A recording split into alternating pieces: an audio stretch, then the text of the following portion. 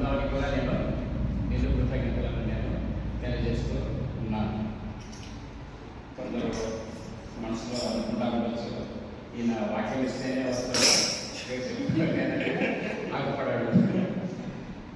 నేను ఇండియాకు రాకముందు అబ్రాడ్ పనిచేస్తున్నప్పుడు నేను ఇండియాకు వచ్చి నేను సెటిల్ అవుతాను అన్నప్పుడు నేను కుమార్తో ఈ యొక్క విషయాన్ని చర్చించినప్పుడు కుమారు చాలా సంతోషంగా, చాలా మంచిది, మీరు ఇక్కడనే ఇండియాలో సెటిల్ అవుతారు, మీరు మాకు పుష్టిగా ఉంటుంది, మీరు అప్పుడు వచ్చి వాటిని పెట్టినప్పుడు మా ఫ్రెండ్స్లో పాల్గొనడం ద్వారా మాకు బూస్ట్ అవుతుందని కుమార్ అప్పుడే చెప్పాడు. కానీ నేను ఈ యొక్క ప్రేయర్స్ ఈజ్ బేస్ మినిస్ట్రీకి నేను కొత్తవని కాదు.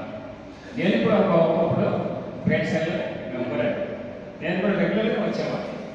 కానీ కొన్ని కొంత అననుకూల పరిస్థితులు అనేది రాలేకపోయాను. మరియు ఇటీవల అది మేము ఒక ఓల్డ్ స్టూడెంట్స్కి ఒక online ministry Zoom online ministry ఉంటుంది. అది ప్రతి బుధవారం ఉంటుంది. కాబట్టి నేను ఆ ఆన్లైన్ మినిస్ట్రీని నేనే నడపాల్సి వస్తుంది. కాబట్టి చాలా కష్టంగా నాకు అనిపిస్తుంది ఈ యొక్క ప్లేస్కి రావాలి. సో అందుకే నేను ఈ యొక్క ప్లేస్లో నేను రాలేకపోతున్నాను. ఈ విషయంలో మీరు నన్ను పెద్ద మనసు చేసుకొని క్షమించవలసిన నేను కోరుకుంటూ ఉన్నాను. సో ఆ యొక్క జూమ్ ప్లేస్లో ఇంటర్నేషనల్ పర్సన్స్ కూడా దానికి ఇన్వాల్వ్మెంట్ అవుతారు. నేనే దాని ముందుగా ఉండి అనిపిస్తూ ఉంటాను ప్రతి బుధవారం. అందుకోసం నేను రాలేకపోతున్నాను. మరియు ఈ వారం కూడా ఈ బుధవారం ప్రేయర్స్ అది శుక్రవారానికి ఆన్లైన్ ప్రేయర్గా కన్వర్ట్ అయింది. కాబట్టి ఈ దినము ఫ్రీగా ఉన్నాను. సో కుమార్ నన్ను అడిగినప్పుడు నేను ఈరోజు చిన్న కుమార్ నన్ను ప్రేమించి ఈ యొక్క అవకాశాన్ని నాకు ఇచ్చినందుకు వందనాలను తెలియజేస్తున్నాను. సో కాబట్టి ఎప్పటికీ నేను బయటి వారిని కాదు, లేదా ప్రసిద్ధితులని కాదు, నేను గెస్ట్ స్పీకర్ కూడా కాదు, నేను కూడా ఈ యొక్క ప్రేయర్స్లో ఒక మెంబర్. దేవునామానికి స్తోత్రం కలుగుతాను. నేను రియాద్ అనే పట్టణంలో సౌదీ అరేబియా దేశంలో నేను ఉద్యోగస్తులుగా ఉన్నప్పుడు అక్కడ ప్రతి శుక్రవారం ప్రార్థన జరిగేది. అంటే చర్చి ఇక్కడ మనకు ప్రతి ఆధారం జరుగుతుంది చర్చి కదా, అక్కడ ప్రతి శుక్రవారం జరిగేది. శుక్రవారం నేను ప్రార్థన మందిరానికి వెళ్ళినప్పుడు అక్కడ మందిరం అంతా లేదు, ఒక ఇంట్లో జరుపుకునేవారు. ఆ ఇంట్లో జరుపుకున్నప్పుడు అది ఎంత కఠినమైన పరిస్థితి అంటే, ఎలాంటి కఠినమైన స్థితిలో నేను దేవుని ఆరాధన చేస్తుంటే, ఇక్కడ పాడుతున్న పాట కానీ, వాద్యం వాయిస్తున్న ఆ యొక్క శబ్దం కానీ, కంజాల శబ్దం కానీ, గిటార్ అన్ని వాద్యముల శబ్దం బయటికి వెళ్ళేదానికి వీలు. ఒకవేళ బయటికి శబ్దం వెళ్ళిందనుకో, చుట్టుపక్కల ఉన్నటువంటి ఏ వ్యక్తి అయినా వాళ్ళని ఇంట్లో ప్రార్థన జరుగుతూ ఉంది అని 999 ఉంటుంది. 999 ఫోన్ చేశారంటే ఫ్రీ, అది ఫ్రీ ఆన్లైన్ 24/7 ఫ్రీ. 999 ఫోన్ చేశారంటే 2 నిమిషాలలో పోలీసు గారు వచ్చి తలుపు దగ్గర వెళ్తారు, లేదా వచ్చి మాకు చేస్తారు. అంత కఠినమైన పరిస్థితి, అంత భయంకరమైనటువంటి పరిస్థితి. ఆరాధనకు అక్కడ అవకాశం లేదు, చర్చికి అవకాశం లేదు, సహవాసానికి అవకాశం లేదు. ఇలాంటి పరీక్షలు కూడా అక్కడ అవకాశం కఠినమైన ఆ స్థితిలో నుంచి నేను అనుభవించాను. కాబట్టి ఇప్పుడు మనల్ని చూస్తూ ఉంటే నాకు చాలా సంతోషంగా, మన దేశంలో మన యొక్క ఊళ్ళో మనమొకరిని వ్యక్తిగా కలుసుకొని దేవుని సన్నిధానంలో ఆయనను స్తుతించి ఆరాధించి పుణ్యాన్ని కనపరిచి పాటలతో నేపి ప్రతి వాద్యంలో నేపి దేవుని ఆరాధిస్తుంటే నా మనసు చాలా సంతోషంగా ఈ యొక్క సమయం. కాబట్టి ఈ యొక్క సమయంలో దేవుని యొక్క వాక్యాన్ని మనం కొన్ని నిమిషంలో పాటు మనం చూసుకోకముందు మనం ఈ యొక్క కాలంలో ప్రస్తుతం మనకు ఉన్నటువంటి కాలం చాలా భయంకరమైన కాలములు కదా. ఒక కాలం ఉన్నది, ఇప్పుడు కాలములు. సో చాలా భయంకరమైన పరిస్థితుల్లో మనము వెళ్తా ఉన్నాం. కానీ మనకి ఎంతవరకు ఈ పరిస్థితులు మనకు అర్థమవుతుందో లేదో నాకైతే తెలియదు. ఇదివరకు మనం చూసినట్లయితే స్టోన్ ఏజ్ అంటున్నాం కదా. ఇదివరకు స్టోన్ ఏజ్ అని ఒక ఏజ్ ఉన్నది. స్టోన్ ఏజ్ ప్రతిదీ పాత్ర కానీ, కత్తి కానీ, ఆయుధం ఏది ఆయుధములు కానీ అన్ని రాజుతో చేసేవారు. దాని ఏమంటున్నారు అప్పుడు స్టోన్ ఏజ్ అంటున్నారు కదా. Stone age. దాని తర్వాత ఏమొచ్చేసింది ఐరన్ ఏజ్. ఇనుముతో ఇనుము ఏమో కనుక్కున్నారు కాబట్టి ఐరన్ ఏజ్ అని వచ్చేసింది. దాని తర్వాత ఇది రాతి యుగము, ఇనుప యుగము మరియు ప్లాస్టిక్ యుగము, అనగా ప్లాస్టిక్ ఏజ్ అంటున్నారు. ఫైబర్ ప్లాస్టిక్ వచ్చింది. దాని తర్వాత ఏమొచ్చింది? కంప్యూటర్ ఏజ్ కదా. కంప్యూటర్ ఏజ్ తర్వాత ఏమొచ్చేసింది? మొబైల్ ఏజ్ కదా, మొబైల్ ఏజ్. దాని తర్వాత ఇన్ఫర్మేషన్ టెక్నాలజీ, ఐటీ వచ్చిన తర్వాత లోకమంతా తలకిందులైపోయింది. మీరు గమనించగల నాకైతే చాలా వరకు మార్పులు వచ్చినాయి. చాలా మార్పులు వచ్చేసింది. ప్రజలలోనేమి, రాజ్యంలోనేమి, దేశంలోనేమి మార్పులు వచ్చేసింది. చాలా వరకు మార్పులు వచ్చేసింది. ఐటీని మించిన నూతనంగా ఇంకొక ఏజ్ రాబోతుంది. అదేంటిది? Artificial intelligence. So artificial intelligence already enter అయింది. దీనికి ప్రభావం ఎంతవరకు ఉంటుందో ఒక స్కాలర్స్ అంచనా వేయలేకపోతున్నారు. చాలా ఘోరమైన పరిస్థితుల్లో మనము వెళ్తా ఉన్నాం. కాబట్టి ఇలాంటి సహవాసం కానీ, ఇలాంటి ప్రార్థన కానీ మనం ఎన్నటికీ జీవితంలో వదలకూడదు. ఇప్పుడు నన్ను టార్గెట్ చేశారనుకోండి, ఈయన పెద్ద భక్తుడిగా అనుకుంటున్నాడు, పెద్ద బోధకుడిగా అనుకుంటున్నాడు, పెద్ద ఇదిగా అనుకుంటున్నాడు అని నన్ను టార్గెట్ చేశారనుకోండి, నన్ను ఏదో ఒక వార్డులో కూర్చున్నట్టు నన్ను సిల్లిగా ఆర్టిఫిషియల్ ఇంటెలిజెన్స్ ప్రజలు అనుకుంటే అంత భయంకరమైన స్థితిలో మనం ఆర్టిఫిషియల్ ఇంటెలిజెన్స్ చాలా డేంజరస్. అది చాలా ఉపయోగం కూడా ఉంది, చాలా డేంజరస్గా ఉంది. సో కాబట్టి మనము చాలా భయంకరమైన స్థితిలో మనము ప్రయాణం చేస్తున్నాం. కాబట్టి ఈ యొక్క దేవుడు మనకి ఇచ్చిన రక్షణనేమి, దేవుడు మనకి ఇచ్చిన విశ్వాసము, నమ్మకాన్ని ఇవన్నీ మనం కాపాడుకుంటూ రావాలి. అవసరాల పౌరు పత్రికలలో మనం ఎన్నోసార్లు మనం చూస్తున్నాం, చివరి మాటలలో చూస్తున్నాం. నువ్వు ధైర్యంగా ఉండము, చెడియకము, భయపడకము, విశ్వాసమందు నిలకడగా ఉండము, క్రీస్తునందు నిత్యము సువార్త ప్రకటించు, సమయమందులు అసమయమందులు సువార్తను ప్రకటించమని ఎందుకు హెచ్చరించారు? ఏ ప్రపోజల్ మనం క్రీస్తులో నిలకడగా ఉండాలి, క్రీస్తులో నిత్యము నిలబడాలి. మన ఆత్మను మనం మన రక్షణను కాపాడుకోవాలని దేవుని యొక్క ఉద్దేశం ఉంటుంది. కాబట్టి ఈ ఉద్దేశాన్ని నేను ఆధారం చేసుకుని ఈనాడు కొంచెము మనము దేవుని యొక్క వాక్యాన్ని మనము చూడబోతున్నాము. ఎప్పటికైనా మనము దేవుని యొక్క సన్నిధానంలో నిలబడదే దేవునికి చిత్తము, దేవుని యొక్క ఇష్టము, దేవుని యొక్క ఆశ ఉంటుంది. మనం ఎప్పుడు ఆయన సన్నిధానంలో ఉండాలని ఆశ. ఏ వ్యక్తి అయితే దేవుని సన్నిధానంలో నుంచి వదిలి, దేవుని సన్నిధిని వదిలి పక్కకు వెళ్తాడో ఆయనకు వచ్చినటువంటి శ్రమలు, కష్టంలో మనకు చెప్పాలి. కాబట్టి ఈ యొక్క అంశాన్ని నేను ముందుంచుకొని వాక్య పరిచయంలోకి వెళ్తున్నా. దయచేసి నాకు కూడా సహకరించండి. రాసిన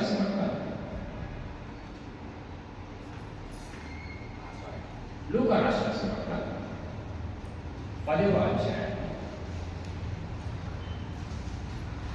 లూకా రాసిన సువార్త 10వ అధ్యాయం 30వ వచనం. లూకా రాసిన సువార్త 10వ అధ్యాయం 30వ వచనం. అందుకు యేసు ఇట్లనెను, ఒక మనుషుడు యెరూషలేము నుండి ఎరికో పట్టణమునకు దిగి వెలుచు దొంగల చేతిలో చిక్కాను. వారు అతని బట్టలు దోసుకొని అతను కొట్టి కొర ప్రాణంతో విడిచి. చిన్న ప్రార్థన చేస్తున్నాం. సర్వశక్తి మీకు కనికరమైన మా ప్రియపడుతుంది. ఈ యొక్క ఘనమైన స్తోత్రం చేస్తున్నాం. ఈ రీతిగా ఈజ్ బెస్ట్ మినిస్ట్రీ వారి యొక్క బృందం వారు సహవాసంతో కూడుకొని నేను ఆరాధించి సూచించి నేను గణపరిచి మీ యొక్క వాక్యంలో నిలబడగా ఉంటున్నందుకై స్తోత్రం చేస్తున్నాను. ఈ యొక్క సహవాసంలో నన్ను కూడా స్తోత్రం చేస్తున్నాను.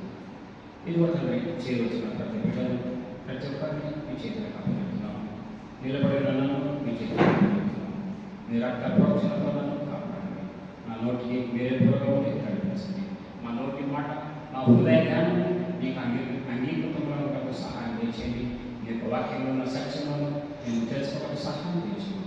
వాక్యాన్ని మేము ధ్యానిస్తున్నాం కదా, మీరే మాకు మీ నామానికి స్తుతి మహిమ కనుక ప్రభావం చేసుకుంటారు మాకు నజరేయుడైన యేసుక్రీస్తు ద్వారా వేడుకుంటున్నాము స్వామి. ఇక్కడ ఈ యొక్క ప్యాసేజ్లో మనము చూసినట్లయితే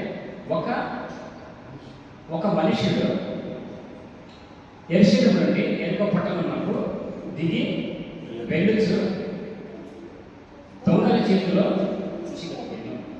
సో ఇక్కడ దేవుడు ఈ యొక్క ప్యాసేజ్ మనకందరికీ బాగా తెలుసు. మనము చిన్నతనం నుంచి స్కిట్ వేసినాము, డ్రామాలు వేసినాము, తర్వాత వేషాలు వేసి ఎంతోమందిని నవ్వించినాము, తర్వాత ఎంతోమంది మనము ఈ యొక్క మంచి సమరం యొక్క పాత్రను మనము వహించినట్టుగా మనకు తెలుసు. ఇక్కడ కూర్చున్న అందరూ మ్యాక్సిమం మనం ఆ యొక్క పాత్రను వహించినాం. కానీ ఈరోజు ఒక నాణ్యం మనకు ఏ రీతిగా రెండు పక్కల ఉంటే చరిత్రలో ఇప్పుడు మనము అవతల ఉన్న కాయిన్ మనము గమనించాం. ఇంతవరకు ఇన్ని సంవత్సరాల నుండి మనము ఈ యొక్క ఉపమానం మనం వినే ఉన్నాము. మంచి సమరవేడనే మనకు తెలిసి యొక్క ప్యాసేజ్. కానీ ఈ దినము అవతలి భాగం నాణ్యం యొక్క అవతలి భాగాన్ని మనము ధ్యానించడానికి ప్రయత్నం చేస్తాం. ఇక్కడ యేసుక్రీస్తు ఉపమాన రీతిగా చెబుతూ బహుశా నా యొక్క అంచనాలో మీరు ఈ యొక్క మెసేజ్ ఇప్పుడు విని ఉన్నట్టు నా యొక్క అంచనా. ఒకవేళ అది వినింటే అది ఎప్పుడు నేను ఇదివరకు చెప్పాను ఒక వాక్యాన్ని మీరు అట్లా విని వచ్చేమో కానీ నా అంచనా ప్రకారం మీరు యొక్క వాక్యాన్ని నేను చెప్పబోయే వాక్యాన్ని మీరు విని ఉండాలని నా యొక్క అంచనా. చూద్దాం దేవుని యొక్క కృపను బట్టి. ఇక్కడ యేసుక్రీస్తు ఉపమాన రీతిగా మీ సహోదరుడు ఎవరో అది ఎక్స్ప్లెనేషన్ చేసడానికి రెండు పట్టణంలో దేవుడు ఇక్కడ వాడుకున్నాడు. ఒక పట్టణం ఏంటంటే యెరూషలేము, ఇంకొక పట్టణం ఏంటంటే మనము జియోగ్రఫీగా మనం ఆలోచించినట్లయితే, భౌతికంగా మనం ఆలోచించినట్లయితే యెరూషలేము అనేది కొండపైన ఉంటుంది. యెరూషలేము దేవుని పట్టణం, యెరూషలేము దేవుని సన్నిధి, యెరూషలేము దేవుని యొక్క మహిమ, యెరూషలేము దేవుని యొక్క పరలోకమును సూచించినది యెరూషలేము. యెరికో అనేది లోకం శపింపబడినది, దేవుని చేత విసర్జింపబడినటువంటి పట్టణం. సో ఈ వ్యక్తి యెరూషలేము నుండి యెరికోకు దిగి వెలుచున్నాడు అని ప్రాయం. అనగా దిగి వెలుచున్నాడు అనగా దీంట్లో మనకి ఏమర్థమైపోతుంది? యెరూషలేము ఎత్తులో ఉంది, యెరికో పట్టణము తగ్గులో ఉంది. కరెక్టనా? యెరూషలేము హైట్లో ఉంది, జెరికో టౌన్లో ఉన్నారు. సో కాబట్టి ఈ వ్యక్తి యెరూషలేమును వదిలి యెరికో పట్టణానికి వచ్చాడు. కాబట్టి అతను ఏమైపోయాడు? సరే, ఇప్పుడు నేను మీకు ప్రూవ్ చేయాలి. యెరూషలేము అనేది దేవుడి పట్టణము, యెరికో అనేది లోకానికి సూచన. ఇప్పుడు నేను ప్రూవ్ చేయాలి. యెరూషలేము అనగా మనకు అందరికీ బాగా తెలుసు. యెరూషలేములో దావీదు మహారాజు కట్టించినటువంటి యెరూషలేము అది 7 కొండల మీద కట్టించినటువంటి అది మహాపట్టణం యెరూషలేము మనకు అందరికీ తెలుసు. కానీ యెరికో పట్టణం ఎందుకు దేవుడు శపించినాడు? యెరికో పట్టణం దేవుడు లోకంగా మనకు లోక రీతిగా మనకు చూపిస్తున్నాడు. అది నేను ప్రూవ్ చేయాలి. మనకందరికీ బాగా తెలుసు, ఇశ్రాయేలు యోర్దాను నది దాటిన వెంటనే యెరూషలేము మనకు ఆక్రమించింది. ఇశ్రాయేలు యెరూషలేమును ఆక్రమించుకోవాలి. ఇశ్రాయేలు యెరికో పట్టణమును ఆక్రమించుకోవాలి. యెరికో పట్టణాన్ని వారు స్వాధీనం చేసుకోవాలి.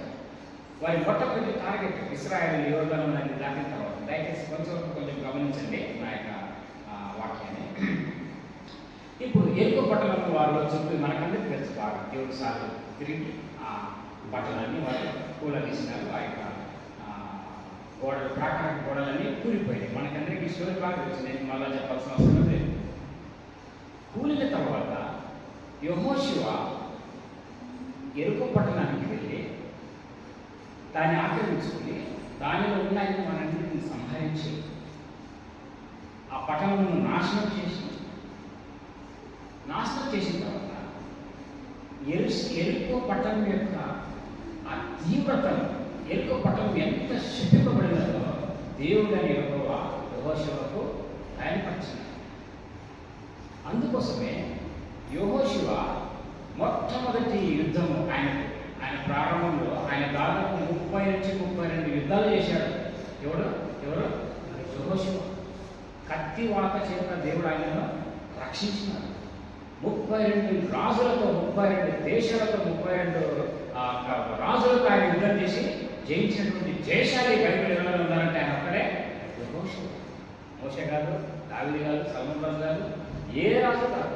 ఎక్కువ యుద్ధాలు చేసి దేవుడు బైబిల్లో యెహోషువనే. ఆయన రాజుగా పరిగణించబడి, ఆయన ఒక నాయకుడిగా పరిగణించబడి, ఆయన కత్తి ఒకరోజు ఆయన కత్తి ఇట్లా చేత పట్టుకొని సూర్యుని వైపు చూశారు. ఏమని? సూర్యుడా నీవు గిల్గాలులో ఆగాలి, చంద్రుడా నీవు ఆకాశంలో ఆగలేదు. ఇట్లా పట్టుకున్నప్పుడు ఆయన పట్టుకున్న కత్తి ఉదయం నుంచి సాయంత్రం వరకు ఉండగా ఆ కత్తి ఆయన చేతులు ఏమైపోయింది?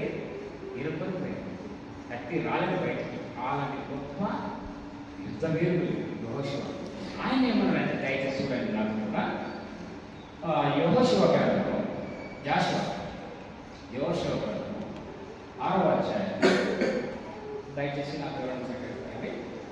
6వ అధ్యాయము, యెహోషువ గ్రంథము 6వ అధ్యాయము 17వ వచనం. యెహోషువ గ్రంథము 6వ అధ్యాయము 17వ వచనం. పట్టణమును దీనిలో ఉన్నది యావత్తును యెహోవా వలన శపింపబడి. ఇక చూశారంటే యెహోషువ దేవుడని యెహోషువకు ఏమని సెలవిస్తాడంటే, దీనిలో ఉన్నది శపింపబడినది. సో కాబట్టి ఈ యొక్క ఎరుకు అనేది ఏమైంది? శపింపబడినటువంటి పట్టణంగా మనము దీన్ని చూస్తాము. శపింపబడినది. సో ఎప్పుడైతే యెహోషువ ఈ యొక్క పట్టణాన్ని జయించినాడో, జయించిన తర్వాత, ఆక్రమించిన తర్వాత తన ప్రజలైనటువంటి ఇశ్రాయేలుతో ఏం చెప్తారు? యెహోవా ఎరుక పట్టణంలో ఇది శపింపబడినటువంటి పట్టణంగా మనము చూస్తాము. కాబట్టి ఆయన ప్రజలతో ఒక నిబంధనను చేసినాడు. ఆ సమయంలో యెహోషువ ఇశ్రాయేలుతో ఒక నిబంధన చేసినాడు. ఏమనంటే, ఎవరైతే ఈ ఎరుకో పట్టణంలో కట్టడానికి పూనుకుంటాడో, ఎవరైతే ఈ ఎరుకో పట్టణంలో కట్టడానికి పూనుకుంటాడో వాని జ్యేష్ఠ కుమారుడు చనిపో. బాగా గమనించాలి. ఎవరైతే, ఎందుకంటే దేవుడు అని యెహోవానే ఎలిషేదని యొక్క ఎరుకో పట్టణంలో నాశనం చేశాడు. దేవుని దృష్టిలో ఎరుకో పట్టణము అది లేదు కాబట్టి, అది ఆయన శపించాడు కాబట్టి దేవుడి పట్టణాన్ని పూర్తి చేసినాడు. కాగా ఎవరైతే ఈ ఎరుక పట్టణంలో కట్టింప పూనుకొనో వాని జ్యేష్ఠ కుమారుడు చనిపోతాడు. ఎవడైతే ఎరుకో పట్టణంలో తలుపు గవిని నిలబెట్టుడో వాని కనిష్ట కుమారుడు చనిపోతాడు. చూడండి, యెహోషువ తన ప్రజలతో శపథం చేస్తా ఉన్నమాట. ఏమని? ఎవడు ఎరుకను కట్టించబడిన వాడు జ్యేష్ఠ కుమారుడు చనిపోతాడు, గవిని నిలవనెత్తగా వాని యొక్క కనిష్ట కుమారుడు చనిపోతాడు. చూడండి, అది 26వ వచనం చూడండి. 6వ అధ్యాయము 26వ వచనం. ఆ కాలంలో యెహోషువ జనుల చేత శపథము చేయించి వారికి ఇలాగ ఆజ్ఞాపించింది, ఎవడు ఎరుకో పట్టణమును కట్టించ పూనుకొనునో వాడు యెహోవా దృష్టికి శాపగ్రస్తుడు. వాడు దాని పునాది వేయగా వాని జ్యేష్ఠ కుమారుడు చచ్చును. దాని తలుపుల నిలవనెత్తగా వాని కనిష్ట కుమారుడు చచ్చును. చూశానండి, యెహోషువ తన ప్రజలతో ఏం చేస్తున్నాడు? శపథం చేస్తాడు. అంటే oath is taking a oath from the people of Israel that no one should ever think to rebuild the collapsed Jericho. శపథం చేస్తారు. చేయి సాధన శపథం చేసుకుంటారా? ఓత్ అంటారా? ఓత్ చెప్తారు. ఈ రీతిగా ఉండగా కొన్ని సంవత్సరాల తర్వాత చూడండి, యెహోషువ యొక్క మాట ఎంత తీవ్రమైనదో, దేవుని యొక్క మాట ఎంత తీవ్రమైనదో మనకి ఇప్పుడు అర్థమైంది. ఎరుకో పట్టణం ఎంతగా దేవుడు శపించబడినాడు, శపించబడిన ఎరుకో పట్టణంలో ఈ ఈ ఇశ్రాయేలులో ఆక్రమించుకున్న తర్వాత వాళ్ళందరూ కనాను దేశాన్ని ఆక్రమించిన తర్వాత రాజులు వచ్చారు. న్యాయాధిపతుల తర్వాత రాజులు వచ్చారు. రాజుల తర్వాత అనేక మంది 42 రాజులు వచ్చారు కదా. ప్రతి రాజులో దేవుడు ఏర్పరిచి ఇశ్రాయేలుని ఏలుస్తూ ఉన్నప్పుడు ఒక పనికి మాలిన రాజు బయలుదేరాడు. అప్పట్లో ఇశ్రాయేలు రెండుగా విభజింపబడింది. ఒకటి ఇశ్రాయేలు గాను, ఇంకొకటి యూదులు. ఇశ్రాయేలులకు క్యాపిటల్ సిటీ ఏంటిది? షోమ్రోన్. యూదులకు క్యాపిటల్ సిటీ ఏంటిది? యెరూషలేం. సో యెరూషలేంలో ఆసా అనే రాజు పరిపాలిస్తుండగా, షోమ్రోనులో ఆహాబు అనే రాజు పరిపాలిస్తుంది. చూడండి, నేను శత్రుత్వం యొక్క తీవ్రత ఎక్స్ప్లెనేషన్ చేస్తాను. యెరూషలేంలో ఆసా అనే రాజు పరిపాలిస్తున్నాడు. షోమ్రోనులో ఆహాబు అనే రాజు ఇశ్రాయేలులను పరిపాలిస్తున్నాడు. ఈ ఆహాబు అనే రాజు పనికి మాలిన రాజు, యెహోవాకు ఇష్టుడు కాని రాజు. యెహోవాకు యెహోవా ఎదుట చెడు నడత నడిచిన రాజు ఎవరు? అహాబు రాజు. ఈ అహాబు రాజు యొక్క భార్య మీకు అందరికీ తెలుసు. ఎవరండి? యెజెబెల్ సంగతి మీకు అందరికీ తెలుసు. యెజెబెల్ ఏం చేసింది? ప్రవక్తలందరినీ సమర్పించింది. కానీ ఒకడే ఒక ప్రవక్త నిలబడినాడు. ఆయన ఎవరు? ఏలే ప్రవక్త. ఆమె భయానికి ఏలే ప్రవక్త అరణ్యంలోని దేవుడు అక్కడ ఎంత మనకు స్టోరీ కాదు తెలుసు. ఎందుకు చెప్తున్నానంటే, అహాబు అనే రాజు చెడు నడత నడిచినటువంటి రాజు కాలంలో బెతేలీయుడు అనే ఒక వ్యక్తి ఉన్నాడు. మనం ఇప్పుడు యెరూషలేము ఎరుక పట్టణం సర్వనాశనం అయిపోయింది. ఇశ్రాయేలు జనాంగం పెరుగుతూ ఉన్నారు, యూదా జనాంగం పెరుగుతూ ఉన్నారు. వాళ్ళకి స్థలాలు కావాలి, ఇల్లులు కట్టుకోవాలి, స్థిరపడాలి. అందుకనే రియల్ ఎస్టేట్ మనకు కూడా బాగా తెలుసు. అది కుంట అయినప్పటికీ, అది రాజకాలం అయినప్పటికీ ఆక్రమించుకుని దాన్ని ఏమిస్తున్నారు? ఫ్లాట్లు వేసి అమ్ముతాం. ఎందుకంటే అది జనులకు కావాలి, స్థలం కావాలి. ఈ యొక్క ఉద్దేశంతో ఒక వ్యక్తి, బెతేలీయుడు అయినటువంటి ఒక వ్యక్తి అహాబు పరిపాలిస్తున్నటువంటి కాలంలో, ఇశ్రాయేలులను పరిపాలిస్తున్న అహాబు రాజు యొక్క కాలంలో బెతేలీయుడు అనేటువంటి ఒక వ్యక్తి ఆయన తీర్మానం చేశాడు. ఏమని? నేను ఎరుక పట్టణంలో కట్టించగలను. ఎందుకంటే నాకు స్థలం కావాలి, ఎరుక పట్టణంలో నేను ఇల్లు కట్టుకోవాలి, నాకు భూములు కావాలి, నాకు స్థలం కావాలని ఆయన అనుకున్నాడేమో తెలియదు. బహుశా ఈ యొక్క బెతేలీయుడు ధర్మశాస్త్రాన్ని మర్చినటువంటి ధర్మం లేదా ధర్మశాస్త్రం మనకేంటో తెలియనటువంటి వాడు. ఈయన ఏం చేశాడంటే ఎరుక పట్టణంలో కట్టడానికి పూనుకున్నాడు. ఈయన ఎరుక పట్టణంలో ఎప్పుడైతే కట్టిపడుకుంటున్నాడో అప్పుడు ఏమైపోయిందో చూడండి దయచేసి. మొదటి రాజుల గ్రంథం, మొదటి రాజులు 16వ అధ్యాయము, మొదటి రాజుల గ్రంథము 16వ అధ్యాయము 34వ వచనం. మొదటి రాజుల గ్రంథము 16వ అధ్యాయము 34వ వచనం. అతని దినములలో బెతేలీయుడైన దీనికన్నా ముందు కొంచెం పైన చదువుతారు కదా, 33 వర్డ్స్. ఈ ప్రకారము అహాబు తన పూర్వీకులైన ఇశ్రాయేలు రాజులందరికంటే ఎక్కువగా పాపం చేసి ఇశ్రాయేలు దేవుడైన యెహోవాకు కోపం పుట్టించాడు. అతని దినములలో బెతేలీయుడైన హీయేలు ఎరుకో పట్టణమును కట్టించాను.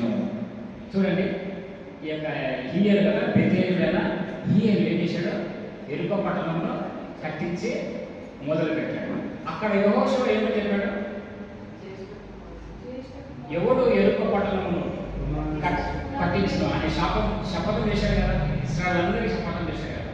ఈ యొక్క వ్యక్తి బెతేలీయుడైన హీయేలు ఆ శపథమును మర్చినాడు, ఆ యొక్క మాటను మర్చినాడు, జీవ గ్రంథంలో రాయినటువంటి మాటను మర్చినాడు. మర్చినాడు. దేవుడు ఆయనకి ఇచ్చినటువంటి ధర్మశాస్త్రాన్ని మర్చిన వాడే ఎరుకో పట్టణంలో కట్టింపప్పుడు మనగా ఏమైనా చూడండి దయచేసి. అతడు దాని పునాది వేయగా అభిరాము అను అతని జ్యేష్ఠ పుత్రుడు చనిపోయాడు. దాని గౌరవం ఎత్తగా సెగుబు అను అతని కనిష్ట పుత్రుడు చనిపోయాడు. ఇది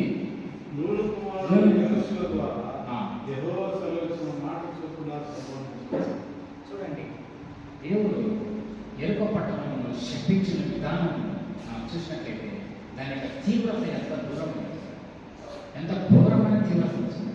ఎన్నో వందల సంవత్సరాలు దాటిపోయాయి. యెహోషువ ఇశ్రాయేలుతో యుద్ధం శపథం చేయించిన తర్వాత ఎన్నో వందల సంవత్సరాల తర్వాత అయినప్పటికీ ఈ యొక్క ఎరుకో పట్టణం దేవుడు శపించిన యొక్క తీవ్రత అది ఇంకా వేడిగానే ఉంది కదండి, వేడిగానే ఉంది. దేవుడి యొక్క ఉగ్రత ఇంకా వేడిగానే ఉంది. సో కాబట్టి ఈ యొక్క రాత్రి వేళ సమయం, ఈ యొక్క సాయంకాల సమయం దేవునితో మనము చెలగటము, దేవుని ధర్మశాస్త్రము మనము వినము, దేవునికి వాక్యాన్ని మనము వినము, దేవుడు సెలవించిన ప్రతి మాటను మనము వినము. కాబట్టి మీరు నేడలా దాని యొక్క ప్రభావం ఏంటో మనకు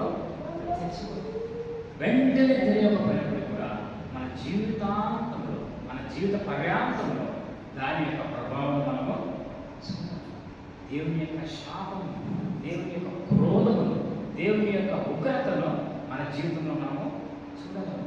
అందుకే అప్పుడప్పుడు మన జీవితంలో కఠినమైన పరిస్థితుల్లో మనం వెళ్తూ ఉంటాం, కన్నీటి పరిస్థితుల్లో మనం వెళ్తూ ఉంటాం, బహు దుఃఖకరమైన పరిస్థితుల్లో మనము వెళ్తూ ఉంటాం. కానీ దేవుడు మనల్ని నశింపజేయడు. ఎందుకంటే మనము కృపాకాలంలో దేవుని యొక్క శాపమును మన మీదకి రాగా యేసుక్రీస్తు అనే అడ్డంకర మన వచ్చుట ద్వారా శిలువను దేవుడు జ్ఞాపకం చేసుకోవడం ద్వారా ఆ శాపము, ఆ యొక్క తీవ్రత మన మీదకి రాకుండా చేస్తూ ఉన్నాడు దేవుడు.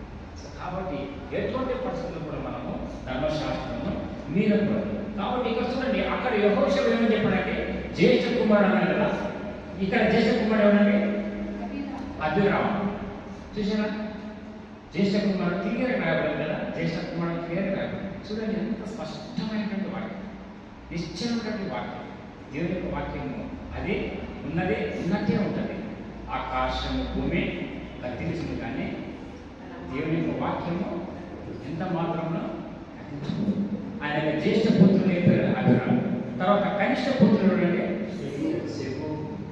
అక్కడ యెహోషువ కనిష్ట కుమారుడు చనిపోవడంగా ఇక్కడ కనిష్ట కుమారుడు ఎవరో చనిపోయింది కూడా రాశారు. అక్కడ యెహోషువ జ్యేష్ఠ కుమారుడు చనిపోతుండగా ఇక్కడ జ్యేష్ఠ కుమారుడు ఎవరు కూడా రాశారు. కాబట్టి ఈ యొక్క ఉద్దేశం అనగా ఒక వ్యక్తి యెరూషలేము నుండి యెరికో పట్టణానికి దిగి వెలుచుండగా దొంగల చేతుల్లో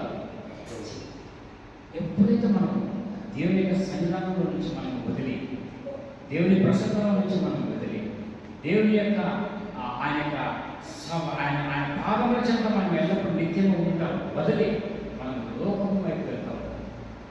ఎప్పుడైతే మనం ఆయన సన్నిధిని వదిలి ఈ యొక్క శాపగ్రస్తమైన స్థలానికి మనం వెళ్తాము, ఖచ్చితంగా దేవుడు మనల్ని శిక్షించాడు. ఇప్పుడు శిక్షించాడు కానీ మరణం వరకు మనల్ని తీసుకున్నాడు. ఈ వ్యక్తి రక్షింపబడిన వ్యక్తే, ఈ యొక్క ఉపమానంలో ఉన్నటువంటి వ్యక్తి రక్షింపబడిన వ్యక్తే, దేవుని నమ్ముకున్న వ్యక్తే, దేవుని ఎరిగిన వ్యక్తే. అతడు యెరూషలేమును వదిలి దిగి యెరికో పట్టణానికి వచ్చున్నాడు కాబట్టి దొంగల చేతిలో చిక్కుపోయాడు. మనం కూడా దేవుని సన్నిధానంలో ఉన్నప్పుడు సాతాను మనల్ని ఏమీ చేయదు. ఎంతవరకు మనము ఆయన సన్నిధానంలో ఉంటాము, దేవుని వాక్యం చదువుతూ ప్రార్థన చేస్తూ ఎల్లప్పుడూ మనం నిత్యం ధర్మశాస్త్రంలో ఆనందించు మనం ఆయనలో ఉంటామో మనం యెరూషలేములోనే ఉన్నట్టు అర్థం. ఎప్పుడైతే మనం ఇది మానుకుంటామో ఆటోమేటిక్గా మనము ఎక్కడికి వెళ్తున్నామో యెరికో పట్టణానికి దిగి వెళ్తున్నాం. మన ఆత్మీయ జీవితం ఎప్పుడు మనము దిగి యెరికో వైపు రాము. యెరూషలేము నుండి పరమ యెరూషలేము నుండి మనం వెళ్ళాలి. విశ్వాసం నుండి అధికమైన విశ్వాసం ఉంది, నిరీక్షణ నుండి అధికమైన నిరీక్షణ, పవిత్రత నుండి అధికమైన పవిత్రత నుండి కిందికి రావు, మన జీవితం ఎప్పుడు దిగి రావు. చూడండి, ఇది ఒక భాగం అండి మన ధ్యానాంశం. రెండవ వచనంలో రెండవ అంశం ఏమనుందండి, మనం తిరిగి లూకాసు వార్త 30వ అధ్యాయానికి వచ్చినప్పుడు ఏముంది, అతడు దిగి వెళ్తుండగా అతని బట్టలు దోచుకొని అతని కొట్టి చూడండి, ఇక్కడ మీకు ఒక విచిత్రమైన ఒక ఆశ్చర్యకరమైన విషయాన్ని నేను మీకు చెప్పదలుచుకున్నాను. యేసుక్రీస్తు జీవించినటువంటి కాలంలో ఒక షెకెల్ లేదా ఒక దీనానికి విలువ ₹1. మీరు కింద ఫుట్‌నోట్లో చూస్తే మనకు తెలుస్తుంది. ఒక షెకెల్ తెలుసు కదా, షెకెల్ కరెన్సీ, అక్కడ ఉన్న కరెన్సీ. ఇప్పటికి ఇజ్రాయెల్ కరెన్సీ వచ్చేసి షెకెల్. ఈ మన దుబాయ్ తర్వాత కువైట్ కదా దీనార్స్. ఒక దీనారంకు ₹1. ఇక్కడ విచిత్రమైన సంగతి ఏంటంటే అతడు దొంగల చేతిలో చిక్కాను. వారు అతని బట్టలు దోచుకొని అతను కొట్టి కూడా ప్రాణంతో విడిచిపోయారు. ఇక్కడ చూసారండి, ఒక వచనం మనం గమనించాలి, ఈ విషయాన్ని కొంచెం ధ్యానించాలి.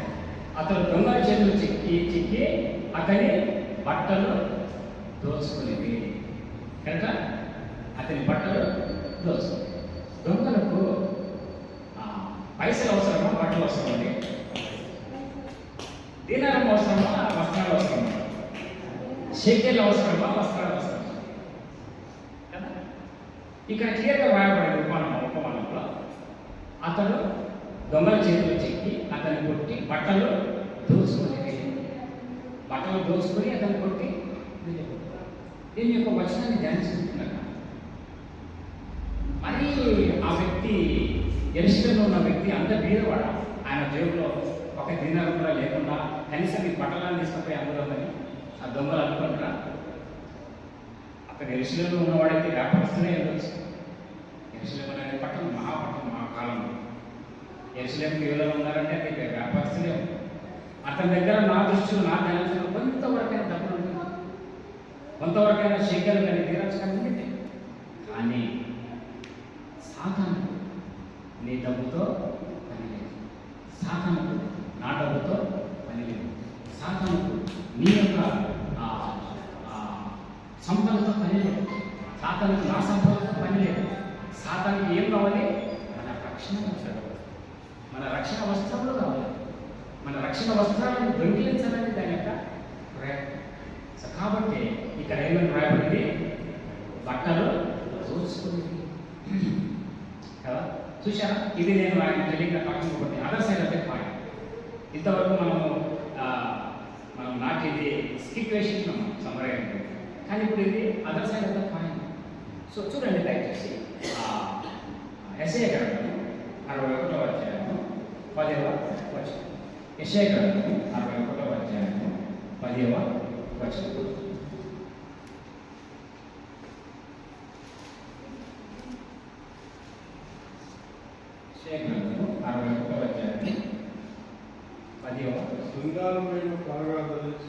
శృంగారమైన పాగాలను ధరించుకొని పెళ్లి కుమారుని రీతిగా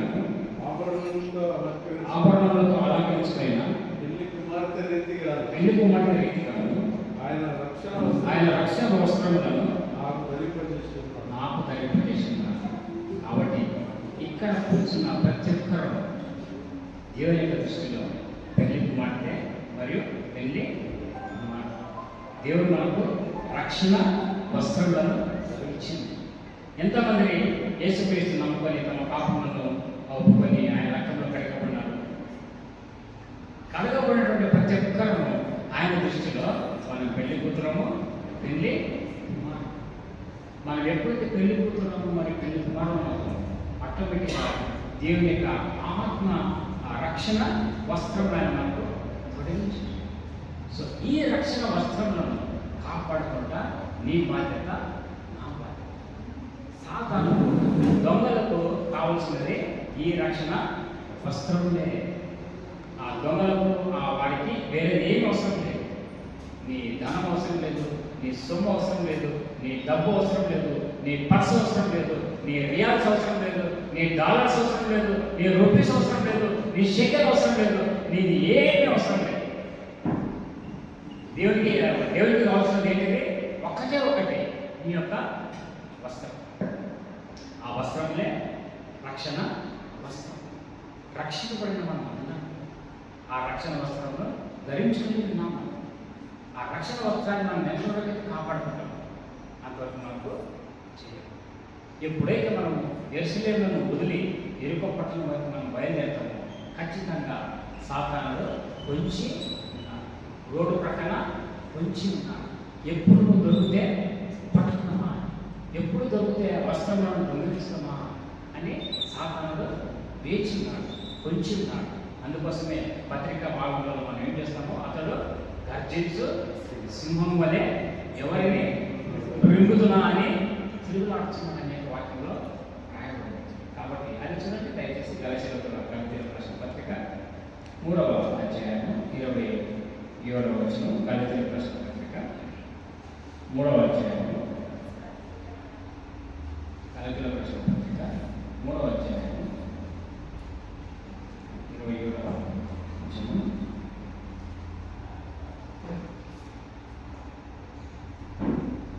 క్రీస్తులోనికి బాప్తిస్మం పొందిన మీరందరూ క్రీస్తును ధరించుకొని ఉన్నారు. ఇక్కడ ఏమని రాబడిందంటే క్రీస్తును ధరించుకుని. అక్కడ యెషయా ఏమని రాబడింది? రక్షణ వస్త్రములను ధరించుకునేనా. సో మనం నూతన బంధన గ్రంథంలోకి వచ్చినప్పుడు ఆ రక్షణ వస్త్రంలో రక్షణనే క్రీస్తుని ధరించుకునేటువంటి మనలో ఉన్న క్రీస్తు, మనలో ఉన్నటువంటి ఆ రక్షణను దేవుడు ఎప్పుడు ఆర్పణ చేస్తాడు. ఒకవేళ నువ్వు రక్షణ పొందలేదనుకోండి, రక్షణ వస్త్రంలో నీ దగ్గర లేవు, నువ్వు 3 సార్లు యెరూషలేము నుండి ఎరుకో నుండి యెరూషలేము రాండి, సాధారణలో ఏం వస్తుంది అది కాళ్ళ మీద కాలేసుకొని చూస్తా ఉంటుంది. పోనాయన పో ఎరుకోకు, మళ్ళా తిరిగిరా. ఎందుకంటే నీ దగ్గర ఏం లేదు, దానికి అవసరం లేదు, దానికి అవసరమైన నీ దగ్గర లేదు. అది కాబట్టి అది హ్యాపీగా ఉంటుంది. నువ్వు గాడి మీద పోతావో, గుర్ర మీద పోతావో, ఆమె మీద పోతావో, దాని మీద పోతావో. ఎప్పుడైతే రక్షణ కలిగి ఉంటామో, ఎప్పుడైతే రక్షణ వస్త్రంలో మనం ధరించుకుంటామో అప్పుడే దాని కళ్ళు. కాబట్టి నా ప్రియ సోదరి సోదరుల, ఈ యొక్క రాత్రి దేవుడు మనతో మాట్లాడేది మనం దేవుని యొక్క రక్తంలో కడగబడినటువంటి వారు, క్రీస్తు యేసు యొక్క రక్తంలో మనము కడగబడినటువంటి వారు, ఆయన రక్షణను పొందినవారు, ఆయన యొక్క రక్షణ వస్త్రములను మనము పొందినవారు, ధరించుకున్నవారు, క్రీస్తులో మనము కట్టబడినవారు, క్రీస్తులో మనం నిలకడగా ఉన్నవారు. కష్టమైన, హింసైన, ఖడ్గమైన, వస్త్రహీనమైన, లేమైన, కలిమైన ఏ కష్టమైనప్పటికీ మనం యెరూషలేమును వదిలి వెళ్ళకూడదు. కష్టం వచ్చిందని చెప్పేసి మనము దేవుని వదిలి వెళ్ళకూడదు. కన్నీళ్ళు ఉన్నాయని చెప్పేసి దేవుని వదిలి మనము వెళ్ళకూడదు. నా బాధ, నా చింత ఎవరికి తెలుసు, నేను ఎవరికి చెప్పుకునేదానికి, నాకు ఎవరు అని మనం దేవుని సంఘాన్ని అడిగి మనము వెళ్ళకూడదు.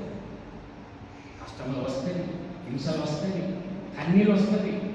ఇవన్నీ వచ్చినా దేవుడు మనకు పరీక్షించడానికి వస్తాయి, కానీ దేవుడి సన్నిధానం నుంచి మనము బయటకు వెళ్ళడానికి కోసము ఎప్పటికీ 2 దూతలు మన ఇంట ఉంటాయి. మనము పుట్టినప్పటి నుంచి దేవుడు 2 దేవదూతలను మనకు అనుగ్రహిస్తాడు. ప్రతి ఒక్కరికి, ఈ లోకంలో పుట్టిన ప్రతి ఒక్కరికి దేవుడు 2 దూతలను పంపుతాడు. పుట్టిన వెంటనే, ఈ లోకంలో జన్మించిన వెంటనే 2 దూతలను దేవుడు పంపుతాడు. ఆ 2 దూతలు నేను కాపాడుతూ వస్తాను. నువ్వు చిన్నతనం ఉన్నప్పుడు కొన్నిసార్లు మరణకరమైనటువంటి బాలును పడే అవకాశం ఉంటుంది, కానీ దేవుడు వాటిలో వాళ్ళని తప్పిస్తే మనకు తెలియదు, మన కంటికి అగపడవు. కానీ వాక్యానుసారం చూసినట్లయితే 2 దేవతలు దేవుడు ప్రతి ఒక్క పురుషునికి, ప్రతి ఒక్క స్త్రీకి, ప్రతి ఒక్క బాలునికి, ప్రతి ఒక్క బాలికకు దేవుడు అనుగ్రహించాడు. ఆ దూతలు వాక్యంలో క్లియర్గా వ్రాయబడింది. ఆ దూతలు దేవుని సన్నిధానంలో తమ ముఖములను దేవుని వైపు చూస్తూ ఉంటాయి.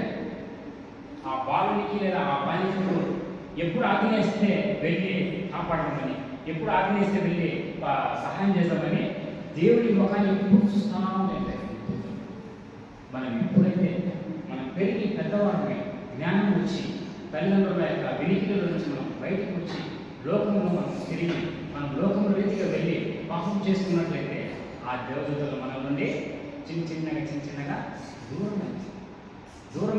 దూరం నుంచి చూస్తూ ఉంటాయి.